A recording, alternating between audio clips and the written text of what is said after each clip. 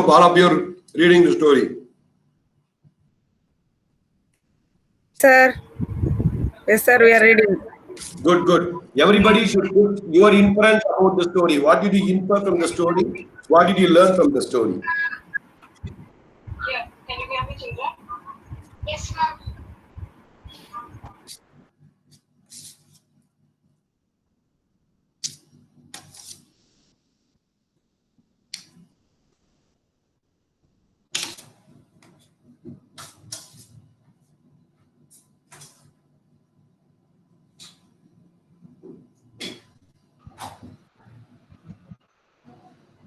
Good morning, Ranga sir.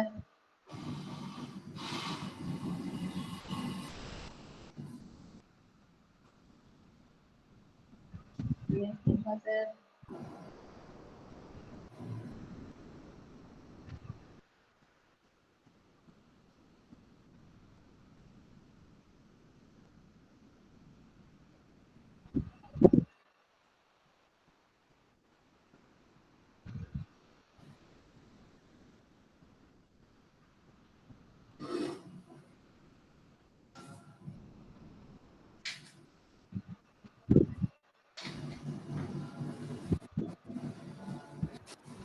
Morning, doctor. Sir, we want to make them to earn, I think so, sir. Yes, madam. Instead of by giving a coin, sir, we may ask them to learn how to earn and all. That's a good one. Is it correct or not, sir? The story is not for earning. The story is for something else. You see the model? Learning. Earning or learning. Learning or earning. So what do you do? See, if you learn, you will earn. So don't give preference to Yes, learning. sir. Give preference to learning. Not giving. Good morning, doctor. Good morning, Sudha Yes, madam. sir. Good morning, Ranga sir. Morning. Good morning, sir. Morning, Good morning, madam. Ranga, sir. Morning, madam. How many joined, madam? 25. Let's give 2 more minutes, then we'll get started. If I don't finish my breakfast, my wife will kill me. My big boss will kill me. I'm just having my breakfast. My wife is the big boss for me. I only get scared of my. For all, sir. Not only for you, for all. You are saying you. Oh, that means. Got it. Okay. I'm not agreeing that. Don't believe whatever he says, madam. Don't believe whatever he says. Sridhar madam is not accepting. Yeah, madam. நீங்க தான pass உங்க வீட்ல. No, my family was big boss is there. You are the bigger boss. No.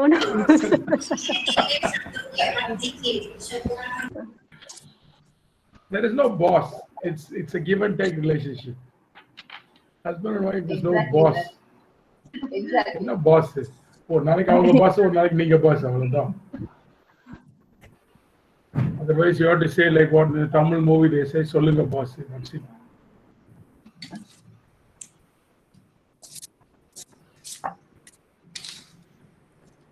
I see doctor has got a fantastic story up front. So doctor, you expect them to read the story and tell you what it is? Yeah. Okay. I'm just giving them few minutes because we are just making them intelligent enough to, expert system is built. So they will find out there are 2-3 things in this story. Okay, participants, so please read the story. So whatever is on the screen, you're requested to read and some questions will be presented to you.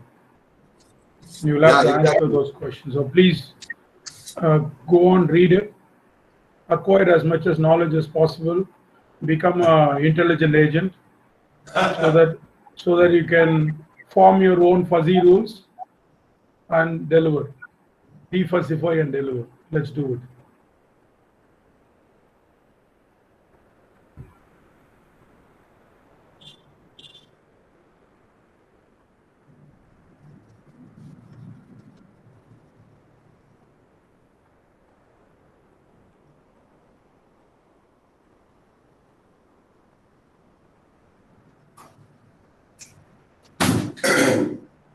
Okay, I am ready now to ask you guys and girls some questions. Let me turn on my video.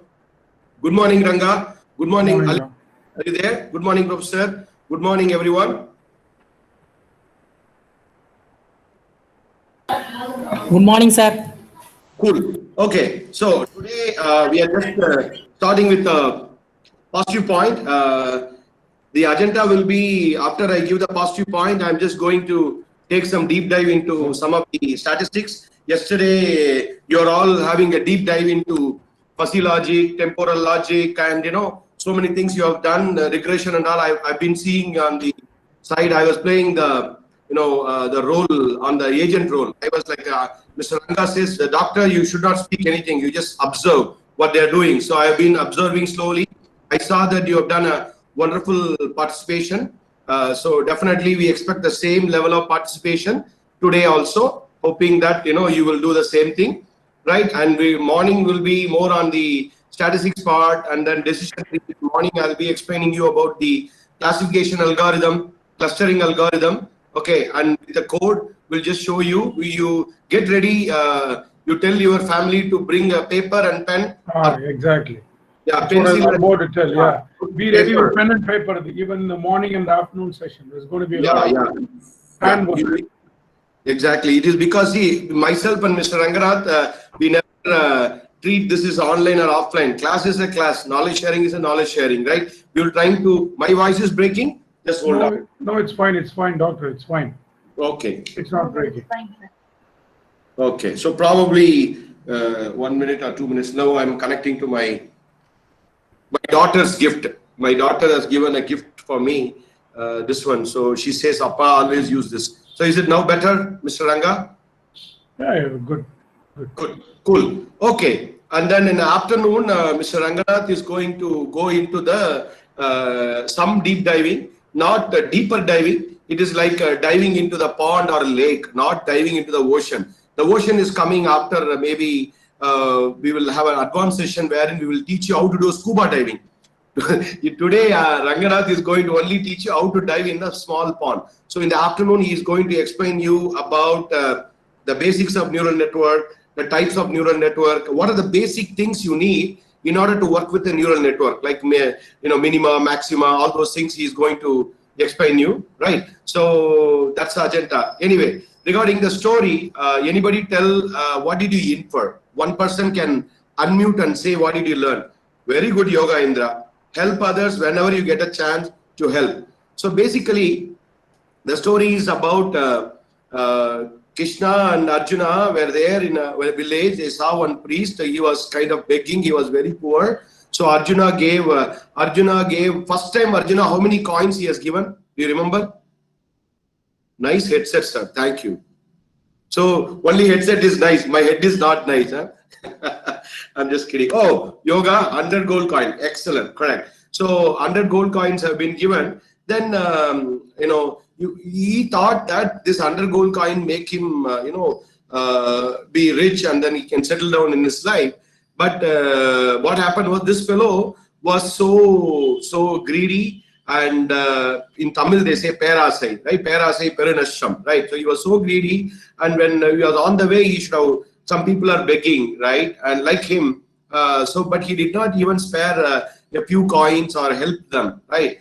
But when he was going on the way to reach his home, one thief came and then robbed his bag. So gold coins are all gone, right? So he started crying, and again next week, again Arjuna and Krishna saw he was again begging, and then at the temple. So Arjuna asked, what happened? He says one thief came and then robbed this gold coins and all. Then Arjuna gave him a diamond. A nice diamond. Okay, use this diamond. Probably this will help you go, and maybe gold coin means somebody will rob. So let's take the diamond, go to some diamond shop and sell it, and you'll be rich. So this time what he did was he put that diamond in a pot. We used to take the water bottle with us. Same way, like he just took that the diamond into a small pot, so nobody will see. Same thing happens. Some people are begging, asking for some food and all. He doesn't help. But when he went home, he just put that empty pot near the kitchen, right? And then he was tired, so he started sleeping. Then his wife came and she saw like there are some empty bottle. In the pot there was only little water. She doesn't know about what happened and all. She went there nearby the river. Some river you can imagine nearby your area, right? Kaveri or Krishna or Yamuna or Ganga or whatever, right? So in the river, nearby the river, she went and then started getting the water, right? So she poured the water and then kept there. The person woke up and then looked for the pot, and then he could not find that. Then he asked his wife and scolding her and all those things, but she doesn't know. But the diamond is gone. Again, he started crying. So finally, the very next week, again when he went to the temple, Arjuna could not control what happened. Then Krishna said, okay, let me do one thing. He gave only one coin.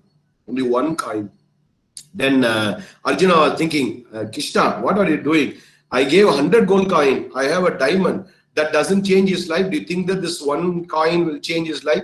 Let's see. Watch him, what he is doing. So now he has learned the lesson. So that is basically what called, evolving. You have to build a model. Now, when he was going, he had only one coin.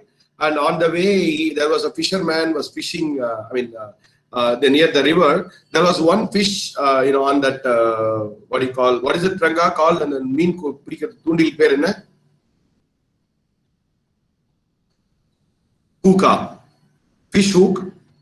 Thank you, Ravdi. And the hook, the fish got caught, and he thinks that I don't know what I'm going to do this one coin. Let me give that to the fisherman so that at least I can save that one fish. So he went and then gave one thing, and then he asked to release that fish, and then he took the fish in his pond. He had a well at his home, so he thought he can put that fish in his well. So he put that fish in his pot, right? A few minutes later, there was some sound, and the fish was just moving around, and then he saw like, I got it, because that diamond which he has lost in the river was with the fish. So he saw that the diamond was in the pot. At the same time, the thief who was in the same area, he thought that this fellow saw him, and then he will catch him and then put him in a jail or something. He was so scared, and then he came to him and then gave the gold coin. Sir, maaf karo, manichirunga, sorry. He gave the gold coin. So he got his gold coin back, he got his diamond back, right? So this is what happened. So Arjuna saw that, right? So basically the moral of the story is, when you have enough to help others, don't let the chance go. Your good deeds will always be repaid to you. So always, like, you try to, even like say you have 10 rupees, if you don't even think, if you want to help, just help. Don't have any other second thought. With that point, I think we have 50 participants. We'll proceed with our session. Yeah. So let's go with.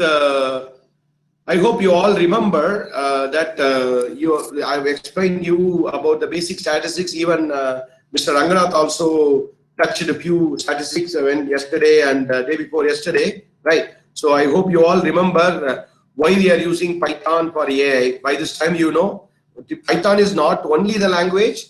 R programming can be used, even MATLAB can be used, Java can be used, anything. Even a lot of people I used to train. I am taking MTech Masters in Data Science for a cluster program for Birla Institute of Technology and Science, wherein I get a chance to deal with a lot of industry people. I handle data science program for about 200 plus people across India. So many of them working in different big industries. They're all like using Java, C++. They don't use Python. So, but what we are trying to tell you is Python is one easiest way for you to pick up and then apply. But don't stop with Python. You can use R programming. Maybe during the next version, Mr. Ranga is expert in R programming. Okay, so we will also show you some of the codes using R programming that can be used for your research work. Nowadays, you don't have to go for simulators, NS2, NS3, or any kind of simulator. You can build your own simulator data set is available over the internet, right? So whatever project you are talking about, whether it is education, agriculture, space, image processing, healthcare, whatever domain you are going to do, doing your research, or you're doing your project, right? Or you're guiding the project for the students, the data set is already available. You have to take the data set, and you can use R programming, you can use Python to build your own test environment to make the prediction, to do work. So we will train that more in the next advanced session. So you learn this, why you learned some of those things, right? And then you learned about what is mean, what is median, what is mode, what is standard deviation, right? And then what is covariance. Ranga touched upon one statistical parameter he also used in the regression. Do you know what is that? He talked something about sorting with the letter G. Do you remember? Anybody remember? What did he tell?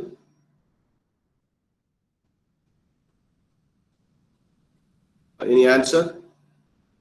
Any answer? That starting with the letter G.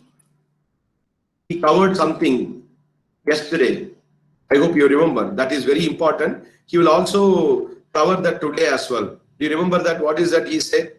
He's shown some graph, and he talked about greedy search. No, he talked about linear regression, multivariate linear regression, etc.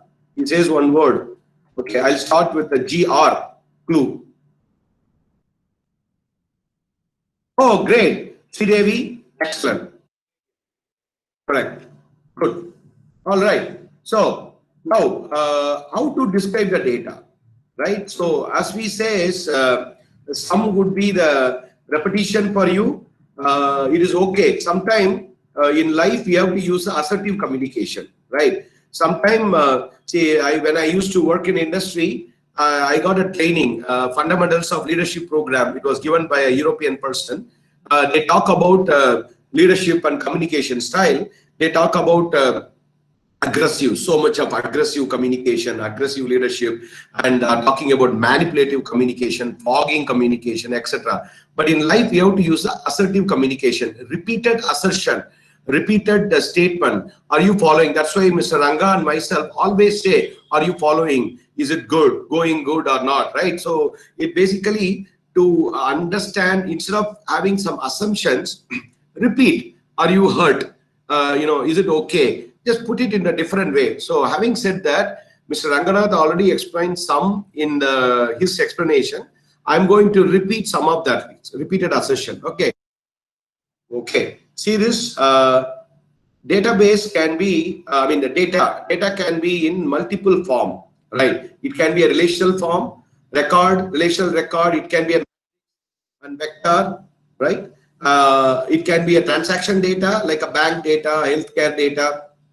It can be a document data. You have a text documents. I will be teaching you how to work with the term frequency vector. Tomorrow, when Mr. Ranganath will be covering about the text mining and NLP, you will be doing some problem on how to calculate the term frequency, right? So these are all the type of data which we use in a normal day-to-day life. Then there are a lot of graph data, graphical data, network data, a lot of social data, like the social media data, information network. There are like, molecular structure, biological structures, etc. Then you have a lot of ordered data, wherein you have a stream of data. We talk about data streams, right? So your audio stream, your video stream, you have a temporal data, right? So sequence of images, time series data, a lot of transaction in sequential, genetic sequence data. Then there is a geographical information system, GIS data. You have a lot of spatial data, image data, and then you have a lot of raster data.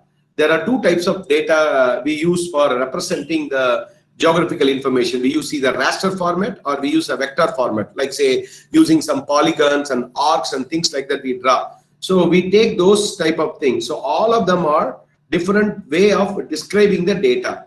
For example, if I wanted to describe about a country, okay, I'll close this.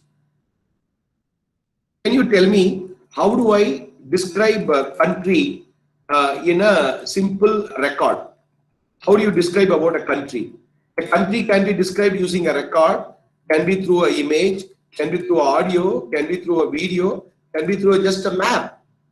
What would be there in the country? When you say country, how do you represent? How do you describe country? I want some answers. Please make it interactive. What type of fields you will have in the country? You're saying boundary. Okay. GDP consists of city, Very population. good. Very good. Area. Very good. Politics. Oh, politics. So all the answers are coming from Sudha madam. States. Okay. What about others? What about others? Sudha ma'am is good Number of student. states, latitude, longitude. Ah, very good. Number of states, longitude, latitude. Population, states. Excellent. Nobody is talking about currency. Currency code, right? Tuttu, dabbu ledu, currency code, right? And then probably the prime minister or president. Language. Major languages, because we have some like about 100 languages in India. So and then flag, something related to the country, right? So this can be also given as, like, say, if you go to the Google, if you look at the GIS data, raster data for India, just look at the raster data maps of India. So it has see the raster maps of India like this. So this could be like a raster data. Now from there itself you can understand, like, say, Telangana map. Okay, so this is all like a raster and polygon. We use vector. So everything, for example, anybody is from Andhra Pradesh, can you just tell your district? I can just click that district. Telangana. Anybody is from Telangana? No response yet. Hyderabad. Oh. Sri Lalita from Warangal. Warangal. Where is Warangal here? Warangal is Telangana, right, madam? Oh yeah, Warangal. There you go. See, Warangal rural district. Now, if you keep on going and click the specific places, so you will see this. This is basically the more detailed version. This can have many type of data. So as a data scientist, as a AI expert, data mining expert, you should know how to read the data, how to infer the data, how to do some prediction. Which road is having more traffic, which road is good for deploying some park or petrol bunk or things like that. For some kind of mining, we will use this type of data, right? So let me continue. Okay, so the data of structured data has dimensionality. Dimension is nothing but an attribute or a view, and it is like for example, if you say product can have a different dimension based on the size, color, and product, the number of orders, product used by customer, right? So it has so many views and so many dimensions. And data you have a sparsity, right? So and then it just get distributed, and resolution patterns depends on the scale. Yeah. Doctor, sorry to interrupt. Let me just add one little point here on the dimensionality curves. Yeah. Yesterday we were during the machine learning session, we were talking about the features. There are a number of features. And yes. Remember, we are doing a feature selection. We are trying to make that 4 inputs. Like when there was a credit card fraud, there's a time of transaction, time of previous transaction, place of current transaction, place of previous transaction. So more dimensions makes difficult for the machine learning to learn, because a lot of the work of machine learning and deep learning happens in memory. So that is what we call it as dimensionality curves in the ML algorithm. So that's right. What doctor is referring to. So we should try to reduce the features and make it make a lot of sense. So principal component analysis, which if God, by God's grace and AICTE's will, we will do that. PCA is a fantastic thing that you need to know.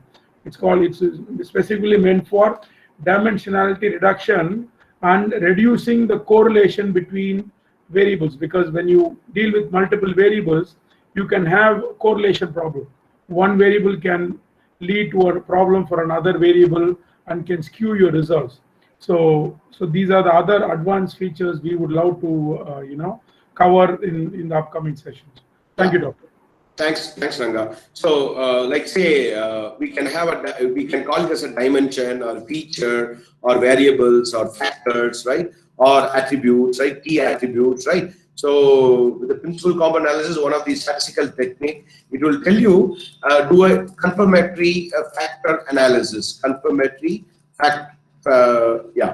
analysis, whether these attributes make sense. Is it going to give me some results? Using those variables, can I make some good predictions? So that is there, right? Cool. Now, if you see a data object, and a data object represent an entity, right? If you look at sales database, you have customers, items, sales. If you look at medical database, you have patients, treatments, right? So these are all called as instances of a data, right? A tuple. We call it a lot of tuples, right? So data objects are described by attributes. And we have something called rows, and rows has columns, and the columns describe the attributes. The rows represent the data object. Yesterday you saw about a player, right? Player data. So one question, Doc, here you were talking about tuples, right? Yeah. Participants, we saw this tuple in the Python. What was one of the properties that we said about tuples compared to arrays? Exactly. Yoga Indra madam, congratulations. Cannot append. It is immutable. Beautiful. Fantastic. Fantastic. You guys are awesome. Thank you, Doc. Excellent. So if we take exactly the attributes, we have an attribute. Customer ID cannot be muted, right? Or it has to be represent a distinct value. Customer ID is a customer ID. Name is a name. Address is an address, right? So you can have any number of attributes, attribute or dimension or feature or variable, right? It's going to be the field. So for data mining and AI program, you have to take care of these attributes effectively. When you define the data attribute, when you're defining the data type, right? So Python is free form. You can define, you don't have to define any specific data type. It automatically picks up and then stores the data. Ranganath has shown you when he was doing the spider, which storage it is using, how it is storing in the memory, right? So there are different types of attributes like a nominal, binary, and numeric. And you can also say, my research work in PhD is knowledge management. So we say something called subjective versus objective. In other words, we say qualitative versus quantitative. Okay. Can one of you or some of you give an example of a subjective attribute, an objective attribute, qualitative attribute, quantitative attribute? For example, how Mr. Ranganath handled yesterday session. What would be the answer? Is this would be subjective answer or objective answer?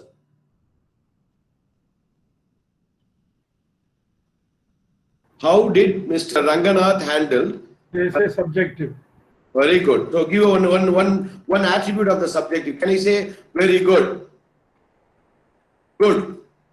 Interesting. How nice, crisp. Excellent. Good. So these are all the subjective. Suppose I say, how do you rate or rank Mr. Ranganath session in terms of the satisfaction level? Satisfaction level. Okay, it should be like 1 means low, 2 means medium, and then 3 means good, 4 means high, 5 means excellent. Okay, so if I say number 4, that means what? This is objective or subjective?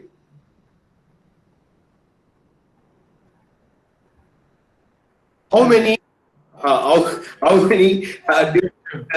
different blazers you have seen Dr. Venkat was wearing all these 3 days? I'm just kidding, okay? Just I don't know what I should put, okay? So any answer for that? 3, they are saying 3. Very good. So that is objective. Okay, that is a number. Okay. One other example, yeah, that is number of places is objective. One other Yeah. example is, see, if you're going to buy something which is 100 rupees, let's say you're going to go buy a magazine which says the cost is 30 rupees. You go buy the magazine, it's 30 rupees. I go buy the magazine, it's also 30 rupees. So that is objective.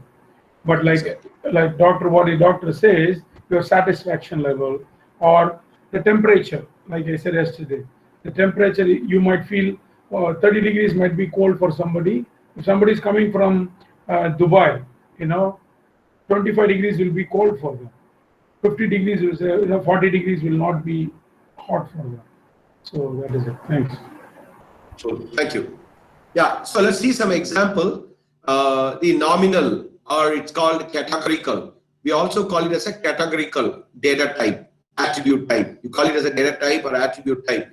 So normally we always use that to represent a state, represent a name of a thing. You represent, for example, hair color, black, blonde, brown, gray, red, white. So these are all like a categorical data. Marital status, married, unmarried, single, divorced, separated, right? Living together, whatever, right? ID numbers, zip codes, these are all the nominal or categorical. Any doubts with this data type? First data type, you should be very clear, right? So They're this just is labels, that's all. exactly, it's label. No meaning to it, just labels.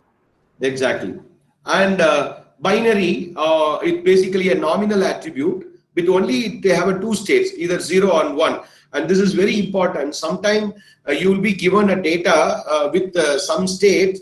As a data scientist, you should be able to map that data. In fact, that is also kind of a normalization and mapping the data. In data warehousing, in the big data warehousing, there is one concept called extraction, transformation, and the loading, right? So we used to do like a lot of mapping. We map the data and attributes effectively, right? So, and then there is something called asymmetric binary, right? For example, this may be like a medical test. There is no thing here. You can say it should be male, it should be female, but here you always get positive, you always get negative. We don't know. This is going to be asymmetric. Symmetric means you can expect like a coin when you twist head or tail. But asymmetric, suppose that the corona patients are checking. If you check, sorry to say that, if you check in India, everybody will be level 1 positive, right? So it's the level, right? So and you can't say that it is negative or positive. It can be more positive or more negative. Those type of data will be kind of a asymmetric binary. Then there is the ordinal, wherein you represent the magnitude and ranking of the variables, whatever variable is saying. Magnitude between successive values is not known. So for that, we are just representing. Small means, as Ranga says, like say it could be small for low value for the New Zealand people, high value for India people, right? So we represent size, small, medium, large, grade, like excellent, good, and fair, and all those things, right? Army ranking, all will be ordinal type. And coming to the There point, will be an order. There will be an order to the data. There will be Exactly. an order to the data. First, second, third. exactly, There will be an order. So even in your college, there is ordinal. There is order. So there is you start off with an assistant professor, then you become a professor, then you become a HOD, then you become a dean. Those are all the orders. Those are ordinal data. So team, please follow and understand this very clearly. Last day, we're going to shoot a lot of questions live. You have to answer it. exactly. And numeric attributes are like nothing but the quantitative, wherein you can represent the values in the form of an integer or real value, right? So interval, basically like a temperature is a classic example of interval type. So it may be in 30 to 40 degree, 60 to 70 degree. There will be some range of values, and you can represent and calendar date. 30 days, right? So today is what, 16. So 16 in the range of the 30 days, 16 is there, right? And then the no true 0 point ratio. We always measure the ratio in terms of how big, how small. For example, Ranga and myself, in terms of height, what type of ratio we have. In terms of weight, what is the ratio? Whenever you are using for any comparison of, like say, what was the purchase of a person XA by looking at Amazon e-shopping website versus Flipkart, or the ratio of product order. Is it like more on this side, less is on that side? On what basis? You know, for those type of things, we will use this ratio scale. Okay, and we also say discrete versus continuous, right? So zip code is a discrete attribute, right? Like say my area is KK West, so 6,78,000, right? So that is discrete, right? There is no continuous value. There's nothing like that next to my place. Next one will be 79. No, nothing like that. So there is a discrete attribute. But whereas continuous attribute, the values are all going to be continuous, right?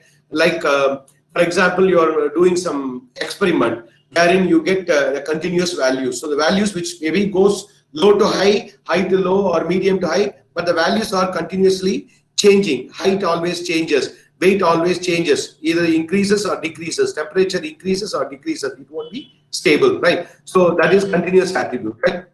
Just one thing to add here, Doctor. Sure. Participants, please remember, discrete is whole. So if you have to represent something in, you know, like cars, right? Profession, zip code, set of words. These can be like, you know, it's a whole number. It's an integer value. Continuous values are, you'll have decimals. So you can say 1.5, 2.5, you know. So this is a very key. Discrete and continuous are key. As I said yesterday, it is used heavily in even segregating the algorithms. If you have a continuous output or a continuous input, you know, you will use a different algorithm versus if you have a discrete input, or you can have a continuous input and a discrete output. So please be very clear on these two, discrete and continuous. Thank you. Okay. Then when you describe the data, when you are going for a statistical description, so you already know, we know like how that the data, the tendency of a data, how the data varies, right? In terms of, you know, that is one of the characteristics of a big data.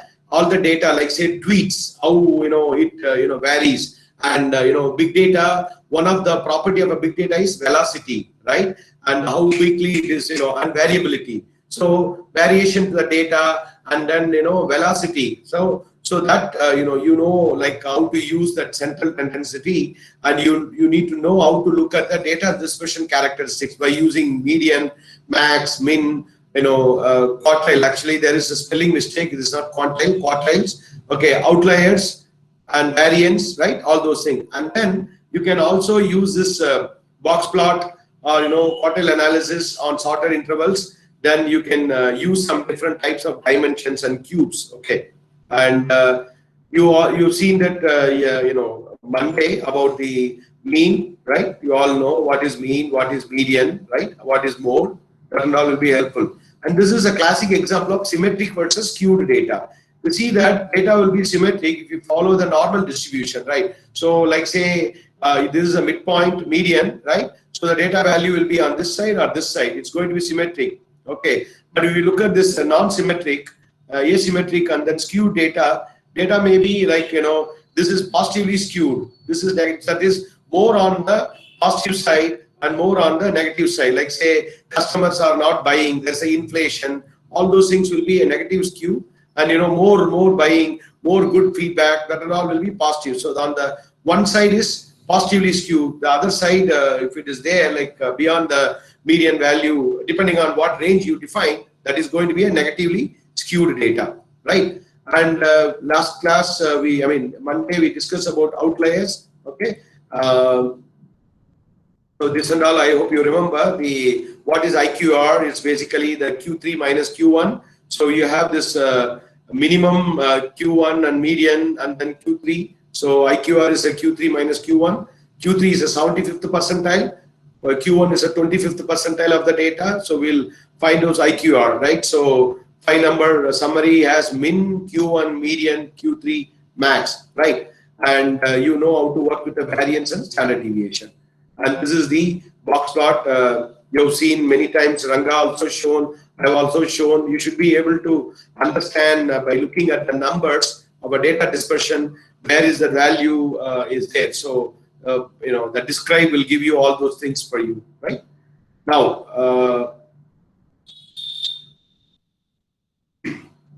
there is one technique we use. I'm not going to go in deeper. Whenever there is so much of data, we always do a binning. We do binning is also called as partitioning. You can do binning based on the mean value. Suppose I have like 150 orders, product orders, right? How do I partition that? Any guess? Suppose I have 150 order. Let's see. You all been to shopping mall, right? So a big shopping mall.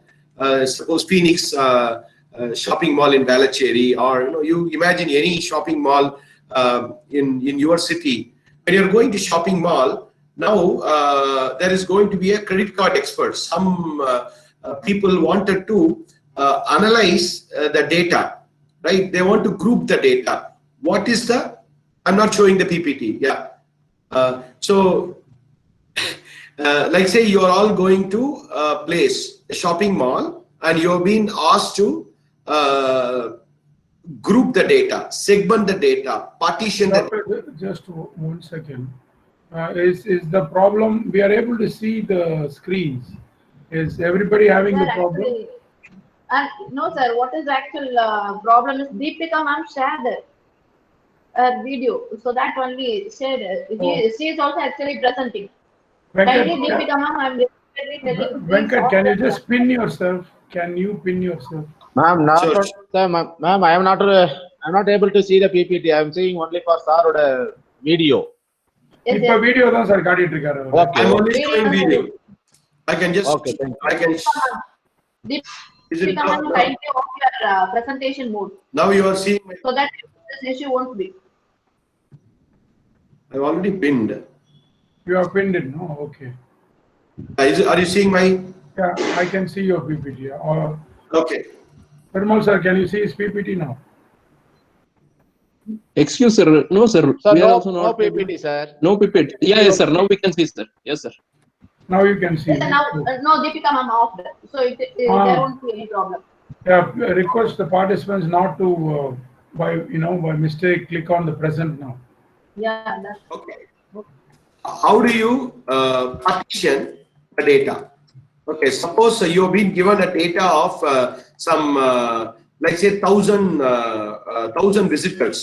So now you are a person working for the company, credit card company, or credit card company or car company, right? Suppose Toyota wanted to sell cars, okay, for whom to whom they can contact, right? So how do you partition the data? Take a paper and pen. I want you to do this actually. Okay, tell me, then this will be very helpful for you. How do you categorize? How do you partition the data? On what basis? Suppose 1,000 visitors are there. You've been given. So whoever is coming inside the shopping mall, their data is obtained. Okay, whether he is a boy or girl or man or woman or businessman or any type, right? So what are the ways you can partition the data? How do you bin the data? They are saying income group based on frequent purchase. Okay. Then income band, number of family members. Very good. Address. Address. Oh, Deepika Sharma is presenting again. Deepika Sharma, madam.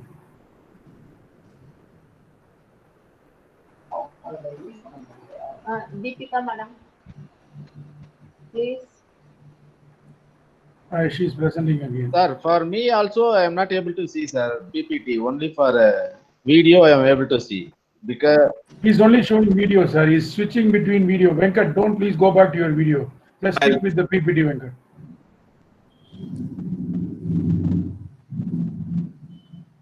Yeah, Deepika, madam, when you click the present, now your screen is visible to us, madam, not the resource person screen.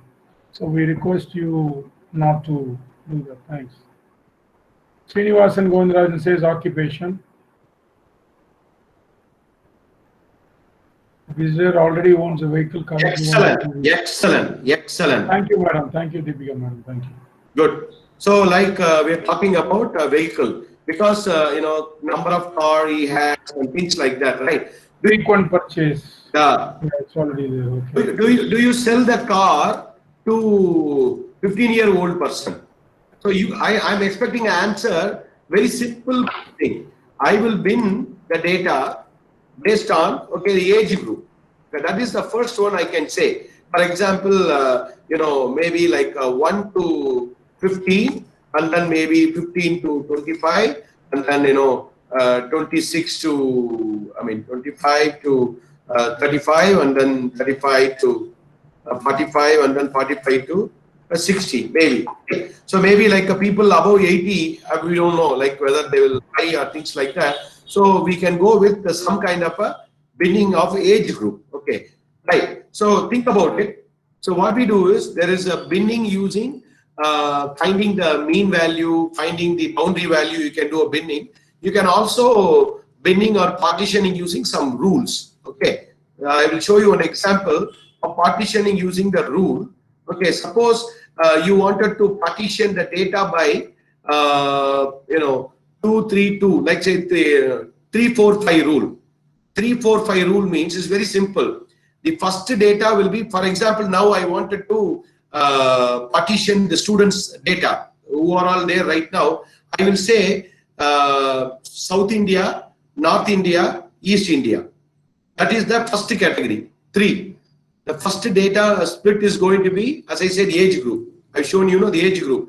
I will just split the first group will be 25 to 35 one group, and then 36 to 45, 36 to 55 is one group, then 56 to 80 one group, right? So now I've created the first group. That is basically 3 partitions, right? Then now what will we do in the any guess what do we do in the 4, 3, 4, 5 rule? In 3, 4, 5 rule, what we'll do? What will we do in the next? How do we split the data again? Now we got 3 partitions: partition 1, partition 2, partition 3. Any answer? They are saying numerical variables into categorical counterparts. Okay, but the idea here is department wise. Yeah, but look at the number you asked. Ranga says common sense. What we'll do next? All the answers are there. Right in front of you. Look at the PPT. You have the answers. Did they get it? No response yet.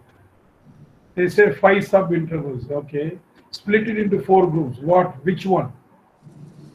Okay. Be specific.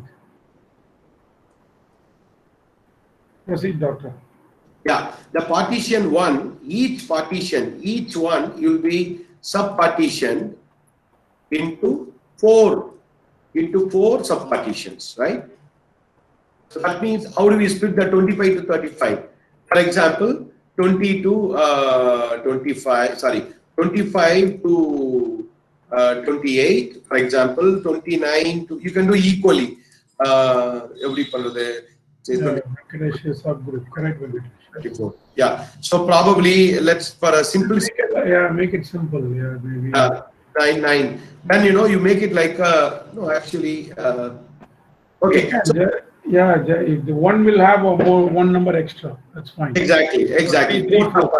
Yeah, and then each now you have a subpartition 1, right? That will be again split into 5 subpartition, right? So that's how we go. That is partitioning, right? And there is a binning by mean value. You can also bin by mean. Like say I have a data. I'll show you in simple binning of bin by mean. Suppose I have the data 22, 23, 56. Take a paper and pen. You are going to do this. 27, 33, 36. And then 35. Okay, suppose I want to bin this equal with binning. How do I bin? I normally, how many numbers are there? One more I'll add. How many partition we can create? Suppose I want to do equal with binning.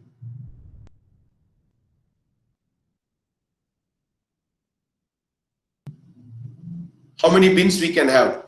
They are saying 3. Very good. What will be there in the bin 1? Bin 1 is asking participants.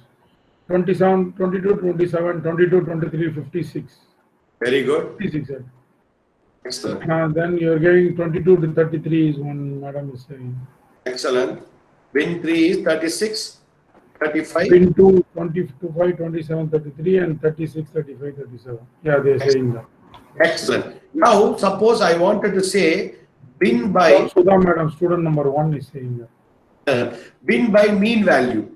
What do you mean by bin by mean value? I'm going to bin by mean. That means I'm going to replace all by a mean value. Suppose, just find out what is the mean value of this 22, 23, 56. Can somebody say? What is the mean value of this bin 1?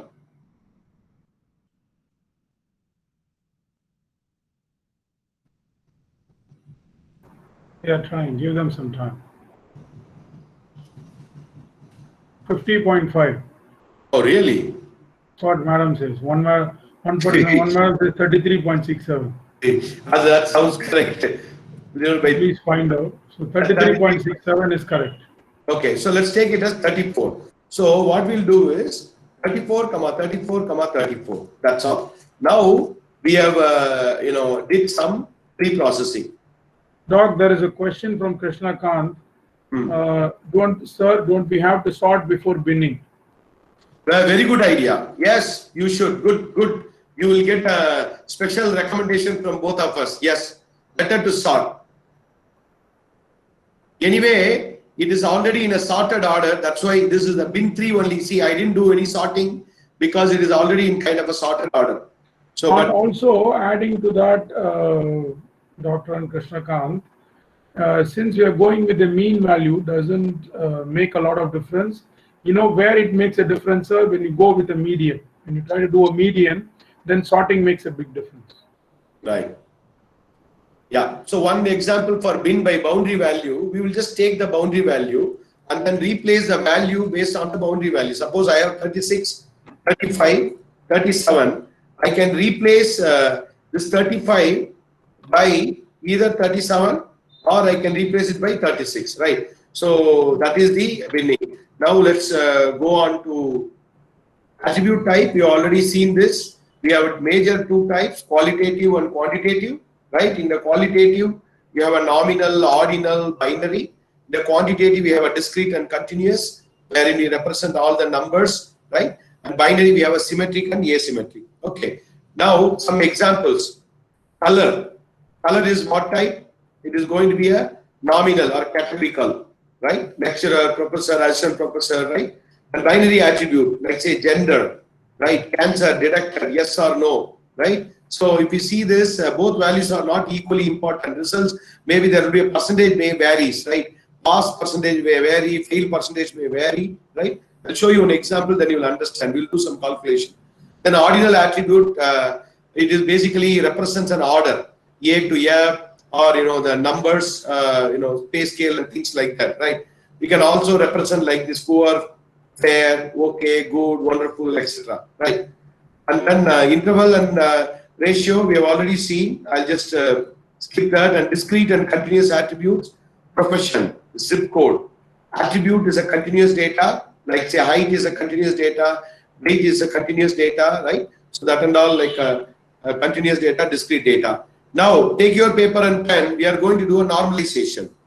What do you mean by normalization? What do you mean by standardization? Any guess why we have to normalize the data?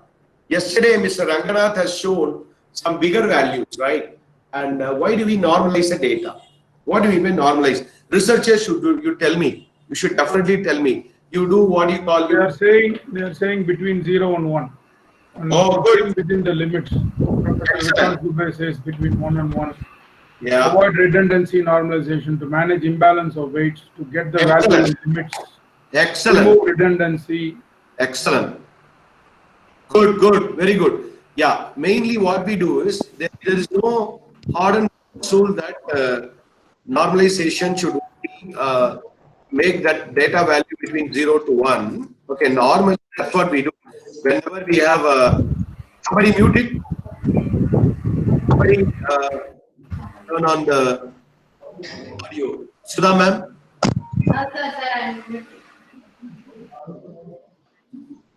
I'm muted. Yeah, thank you. Okay. So normally in the can you please mute? Yeah, thank you. So 0 to 1 is a good scale. So you can define your own scale of normalization, how you want it to normalize, right? So normalization scale normally go with a 0 to 1, or we also call as a min-max. You can define what is going to be the minimum value, what is going to be the maximum value.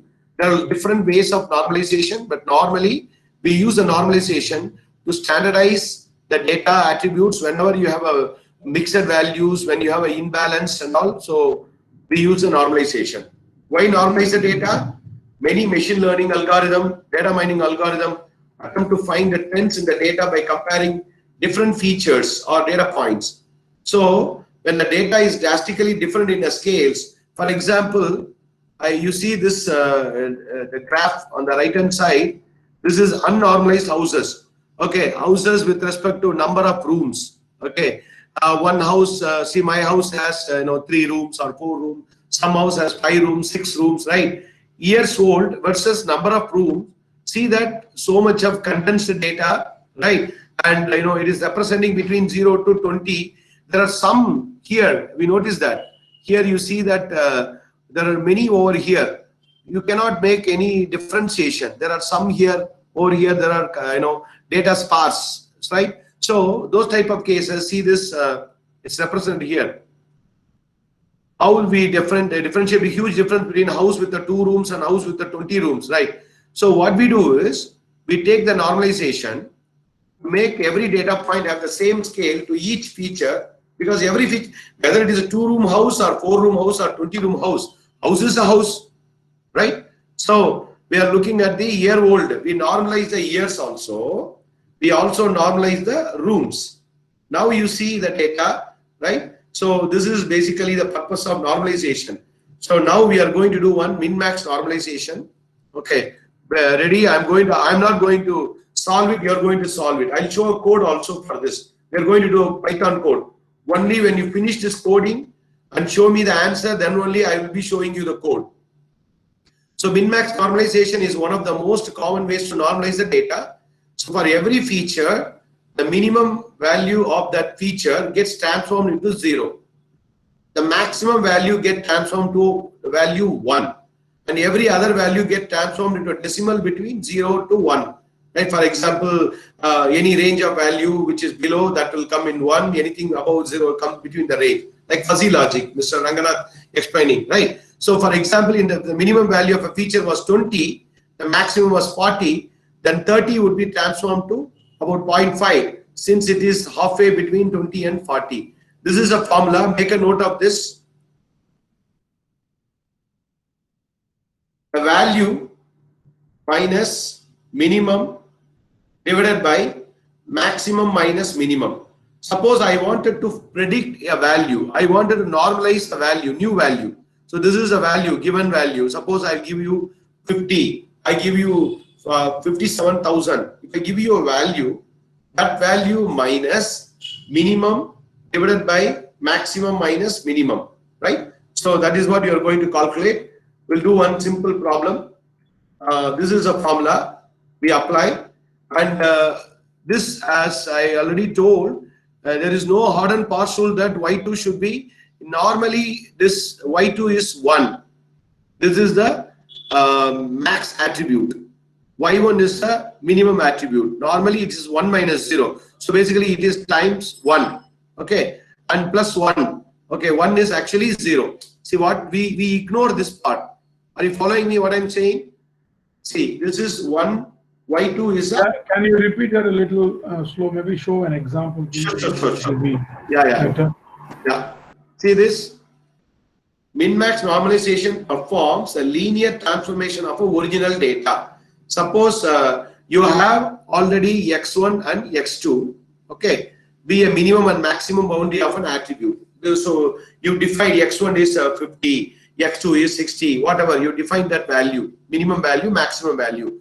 Then we are going to give the normalization scale, which is y1 and y2, right? So y2, suppose we are using min-max normalization of using the normalization scale of 1 and 0. What is higher? 1 is higher, right? 0 is lower. So 0, 1 is going to be your normalization scale.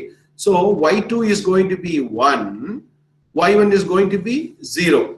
Plus, again, y1. Madam already said that y1 is 0. So Yeah.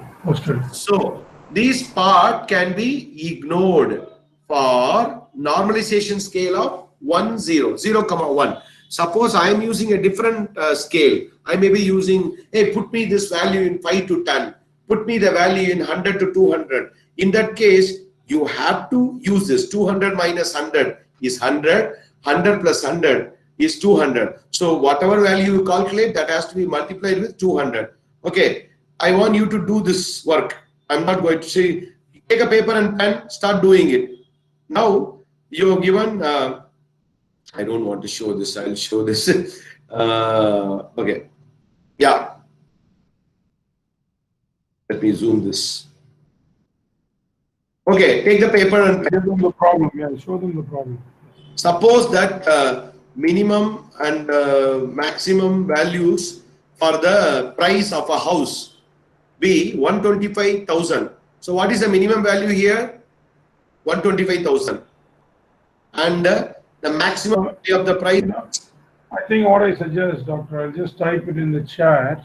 Yeah. V1 is, I'll just type the values. So they will apply. VI is what? Tell me VI. VI is 300,000, right? Yeah, we want to find out, transform the value, correct. I'm just saying VI is 300,000. Now we want to normalize the value. We need to normalize the new price in the range of scale of 0 to 1. So we can use this min-max normalization to transform 300,000. So how do you, what would be the new value for normalized value of 300,000 using the min-max normalization scale? So, Madam has said U is equal to 0.2. Answer, one answer has come. okay. Shall be saying 0.21785 because Dubey is saying 0.21. Yeah, Vikas' answer is perfectly correct. 0.218. Excellent. Yeah, Sentiment Shelby has got the exact number 0.21875. Excellent. Well done, madam. You are a computer science, I can see that. Good. I'll move on. Yeah. Then I'm going to show you one Python code. You start connecting with your Anaconda navigator, start your Anaconda navigator. After I explain the Z-score normalization, then we will be doing one code on the min-max normalization right away. Also, Sentiment Shelby madam has posted the Python code also. Fantastic. Wow, excellent. In the Z-score normalization, this is another level of normalization. What we do is here. There is one question, doctor, from Professor Vikas. What is the effect of rounding off on normalization? What is that? Grounding. What is the effect of rounding off on normalization? Is there any effect? Yeah, there is definitely an effect, because if you are going to, depending on the precision, what type of precision you are going to look for, 3 decimal points and things like that. Normally, we will take the full values, but when you start doing the recall value will be affected. In the data mining, there's something called precision and recall. So if you are going to start rounding more, then your recall value will be difficult and precision will go wrong. Okay, so if you want to predict correctly, effectively, then you wanted to not to do a rounding, have a full value. Okay, if you do a rounding, you round for all the values, so that there will be a standardization and consistency. That's a question. Yeah. So what we do is, this is a formula of Z-score normalization. One more work you are going to do. The value which I wanted to find out what value I wanted to normalize, I am going to find out mu. Mu is the mean value of the feature. Yesterday, maybe you didn't do any calculation. Today, you are going to calculate the mean and standard deviation. Let us do this work. Okay. So you have to find the mu as a mean, and sigma is the standard deviation, right? So I will show you the big formula. So basically, what you need to do is, can you see this screen? Okay. So I'll show the formula first. So this is a formula of a z-score. Make a note of this formula. Z-score normalization. A dash equal to Vi minus A bar, or it is a mean value. You can put sigma, mu, however you wanted to say mu for the mean value divided by standard deviation. So if you want to find a normalization of any new number, the number to be calculated, that is new value, which is Vi minus mean divided by standard deviation. Have you noted the formula, Ranga? Check that.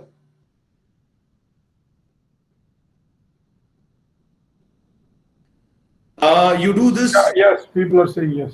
Excellent. You take down the problem, you do it during the lunchtime and give an answer. So this is the data. Now we wanted to normalize the data based on the z-score normalization. 100, 400, 600, 700, 1000. How do you normalize this data based on z-score? That means all the value I wanted to normalize. Every single value I'm going to normalize. 100 will be normalized, 400 will be normalized. So this is going to be Vi. Every value is going to be Vi. You need to first calculate the mean value, and you have to calculate the standard deviation value. Take down this, and in the afternoon, after lunch, post lunch, when you are coming back, you give me an answer. If possible, write a small Python code. Yeah, excellent. Okay, now it's a time for us to do the coding. Okay, there you go. I have already started my Anaconda Navigator. I launched my Jupyter notebook. New terminal or Python. I'll open a Python. Now I'm going to copy paste the code. Coding.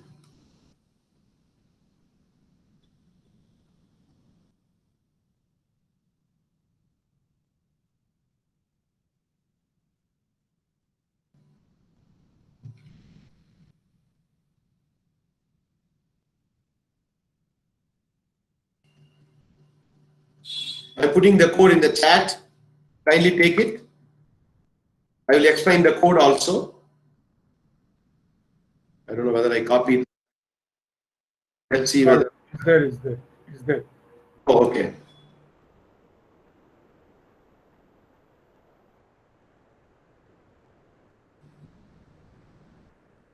Got it. So I don't know whether the package. I don't think. No, not required. It's just NP.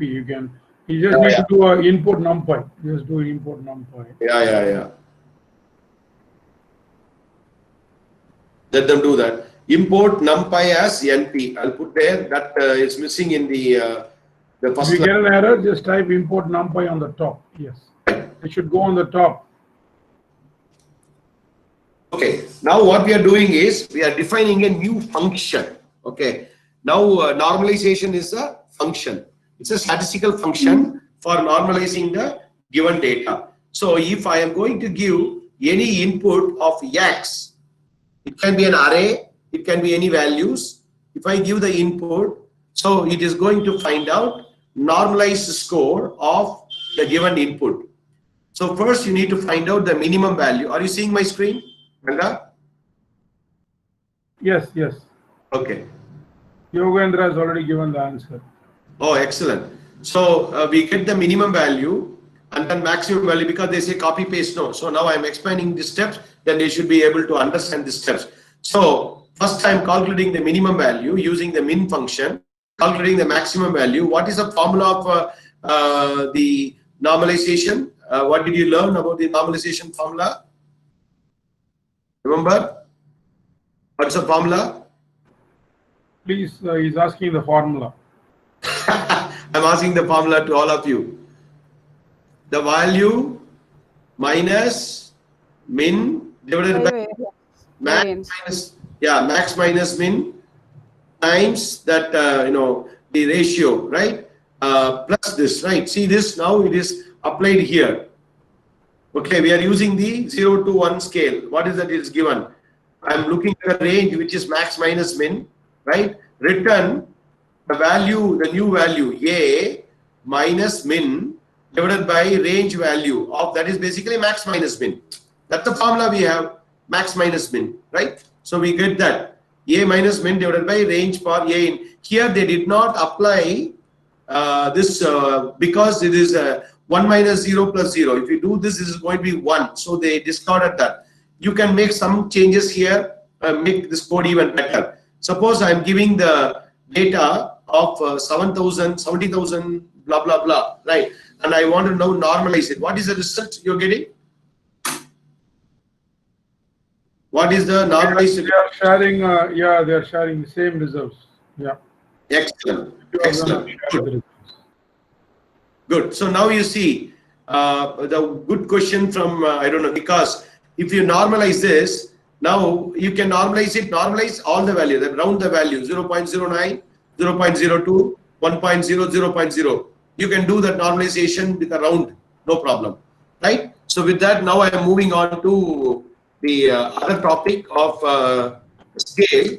Ma'am, Sudha ma'am, what time we can give a break? 10:30? 10:45. Oh, good. 10:30 will. Oh, sorry, 10:30. Sorry, 10:30. Fine, fine. Another 15 minutes, I'll cover the distance measure. Okay. So there is something called data. One second.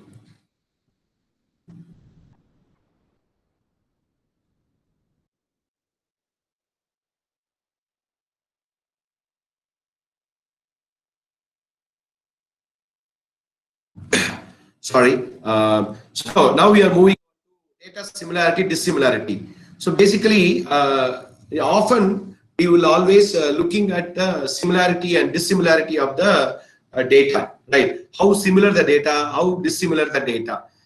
Can you, Ranga, you show your face? Come on the video. Come on to the video. What are the similarity between myself and Ranganath? What are the... Able to see it? I'm just seeing it. I think I have to put all the people there in the chat. It's there. Okay, cool. People are seeing both Ranga and myself together. Let me unpin myself. Then,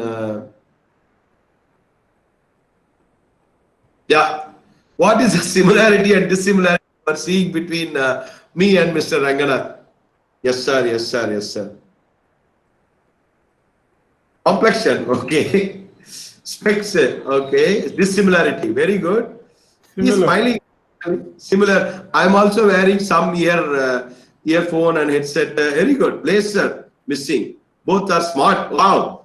Really? Thank you. Thank you for that compliment. Excellent.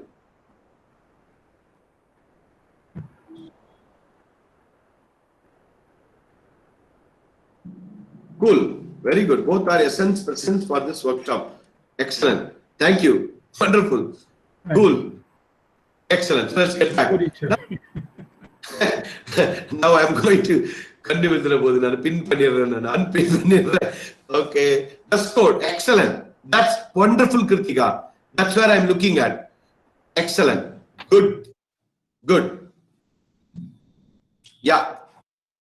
I have attribute type nominal. See, there is something called similarity and dissimilarity. We say similarity equal to 1 if the P, the variable, P is an attribute. Please pay attention very carefully. There is an object, person. Person is the object, presenter. I am a presenter. Let me put a notepad. Okay. I am a presenter. And Ranga is also a presenter or a trainer, however you call. Basically, we are a person, human being, right? The attributes. We are talking about, attribute P and Q.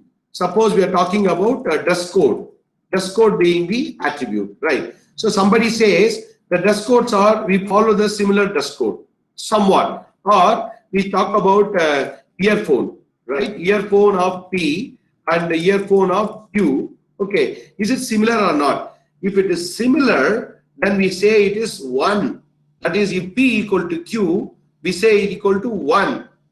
We say 0 if this P and Q is not similar, P not equal to Q. Vice versa, if you come over here, dissimilar equal to 0 if P equal to Q, dissimilar equal to 1 if P not equal to Q, right? And for ordinal, we always look at the difference, range we'll find out between the P and Q. That's why we have a modulus operation, right? So we'll find out the distance between these values. Suppose I want to find out what is the similarity between, I'll ask you a question. Similarity between 10 and 20.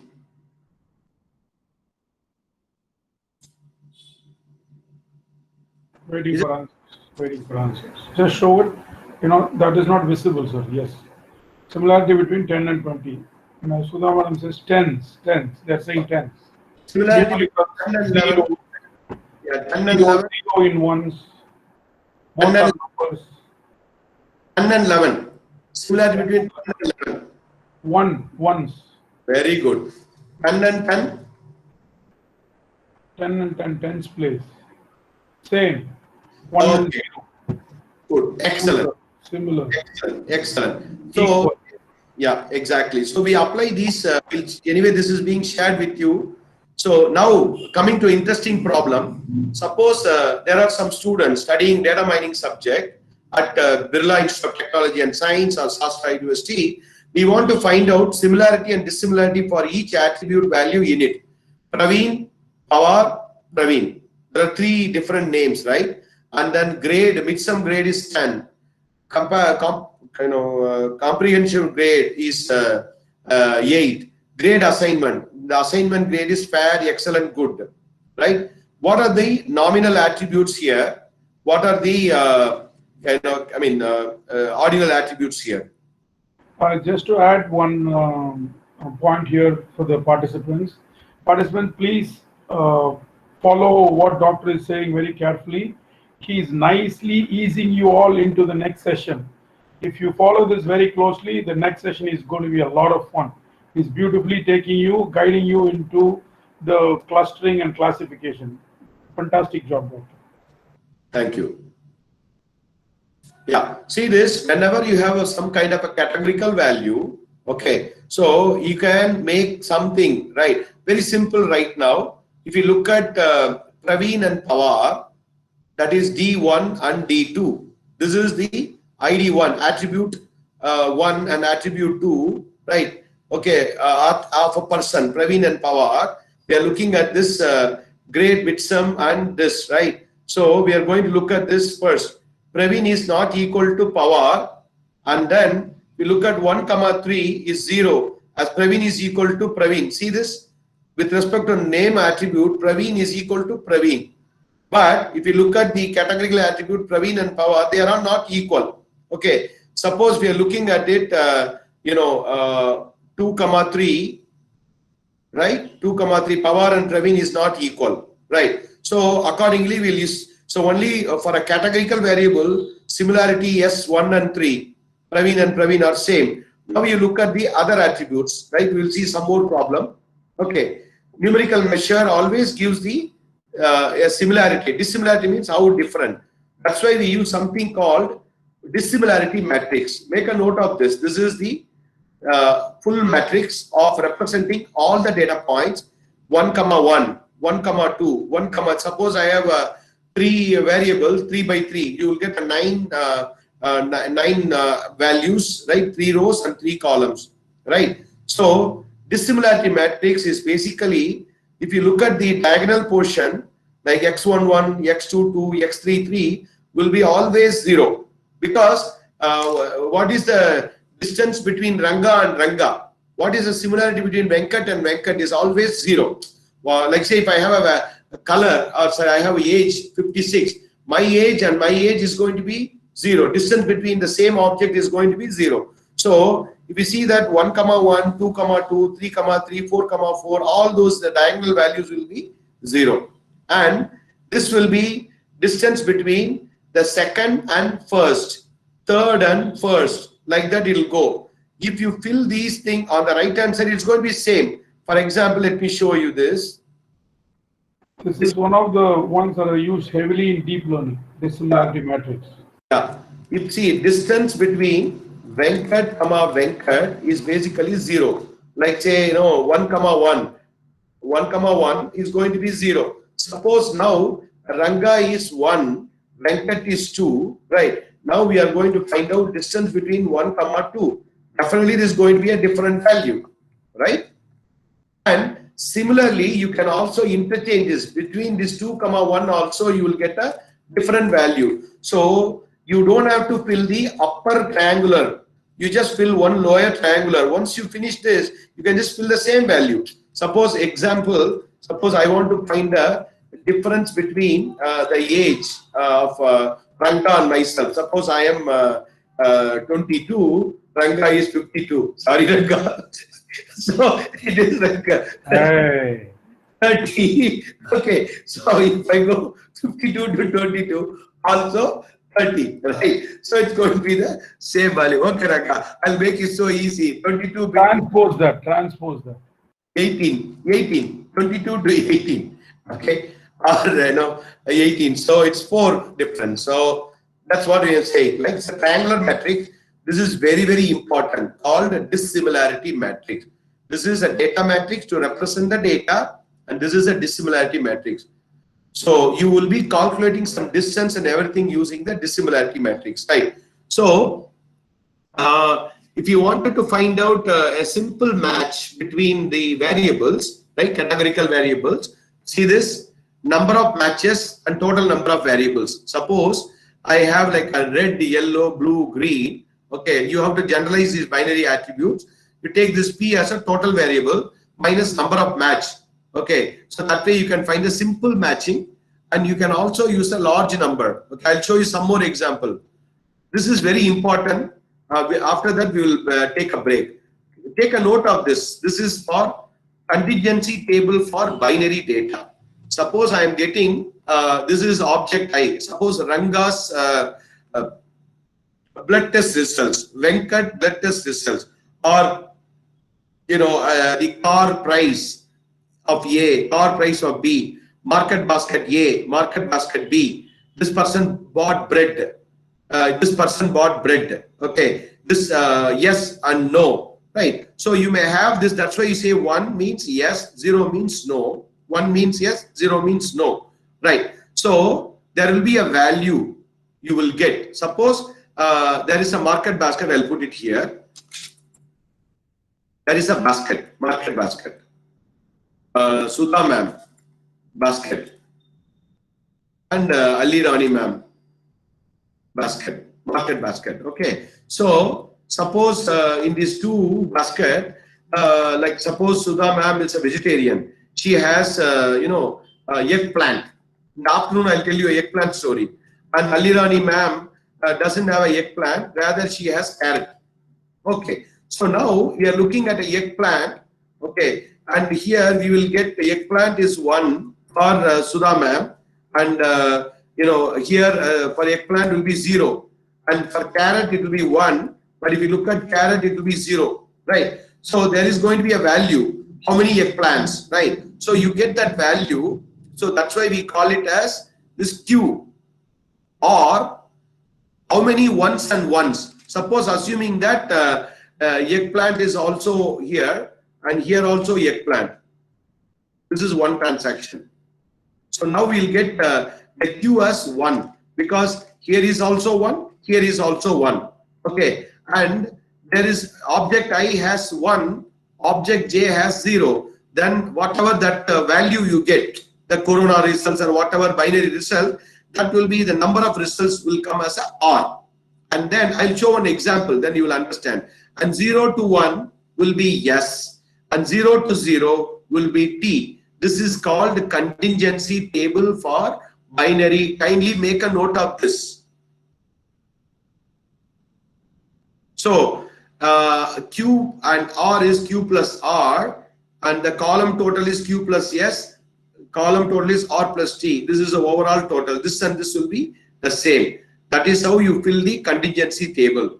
Now, if I want to find out distance between the symmetric binary variable, this is very important. Only when you fill this contingency table, you can do other things, right? So distance between object I and J, like say results of Venkat and results of Ranga, right? Or transaction of this and that, I comma J will be R plus S divided by Q plus R plus S plus T.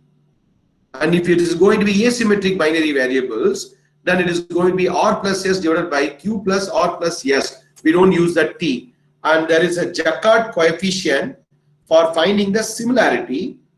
So you use that Q divided by Q plus R plus S, right? So these are all some of the coefficients for distance.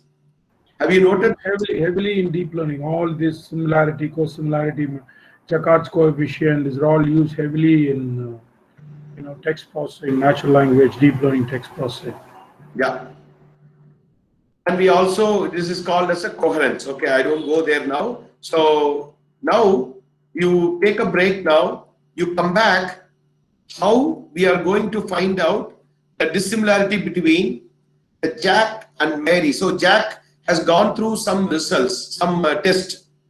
Okay, some test 1, test 2, test 3, test 4, right? And Mary also gone through these tests. Jim also has gone through this test, right? So now we are going to find out how similar the results between Jack and Mary, and how similar results between Mary and Jack. Why we are doing this? Because we want to find out the probability of the symptom for the number of patients, right? And which symptom is more, and which test is giving better, correlation. So for that we use this dissimilarity. So let's take a break. We'll come back at 10:45 and we'll continue. So we'll just think about this problem, and we'll come back after 10 minutes. I'll also have my coffee. So one suggestion I will say, you can take this male value as a categorical value. Anything with the male, you can make it as 1 and female as 0. It's a symmetric attribute. And the fever, the Y means you can change it to 1. P means you can change it to 1. P means positive. N means negative. So anything of that nature, you change it to 1 and 0. True means 1. False means 0. Male means 1. Cough, no means 0. Cough, positive means 1. That's all we are doing. And when we come back, we'll calculate the dissimilarity between these. We'll find out, what is the difference between Jim and Mary, Jack and Jim. With that, we'll take a break. Ma'am, 10:33. We'll take a break. Back. One of you Yes, can sir, also we'll be see back by it. 10:45. Yeah, please be back at 10:45. So thank you. And remember, the Jack and Jill poem is going to also ask you that Jack went up, Jill came tumbling down after. You have to sing that song also. Bye. Thank you. Thank you. Sure, Yeah. sir. Ma'am, you stop recording. Yes, sir, I'll stop. Pass. Yeah.